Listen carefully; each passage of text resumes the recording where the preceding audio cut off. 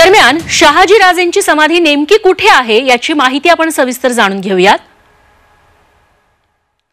कर्नाटकातील दावणगिरी जिल्ह्यात होजिगिरी या खेड्यात छत्रपती शहाजीराजेंची समाधी आहे।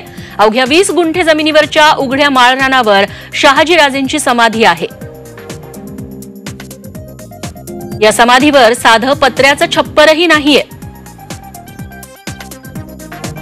23 जानेवारी 1664 रोजी याच परिसरात घोड्यावरून पडून शहाजीराजांना अपघात झाला होता आणि इथेच शहाजीराजांचं महानिर्वाण झालं होतं।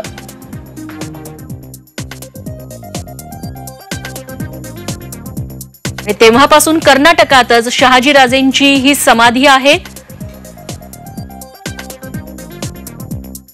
मात्र या समाधी स्थळाचा यथोचित विकास व्हावा अशी अपेक्षा आता व्यक्त केली जाते। पानिपतकार लेखक विश्वास पाटील यांनी हा व्हिडिओ सोशल मीडियावरती शेअर करत याच्या यथोचित विकासाची मागणी केलेली आहे आणि राज्य सरकार देखील या प्रकरणात आता लक्ष घालेल। झी 24 तासच्या बातमीनंतर अशी अपेक्षा करूयात। उपमुख्यमंत्री अजित पवार यांनी देखील या प्रकरणात दखल घेणार असल्याचं आश्वासन दिलेलं आहे।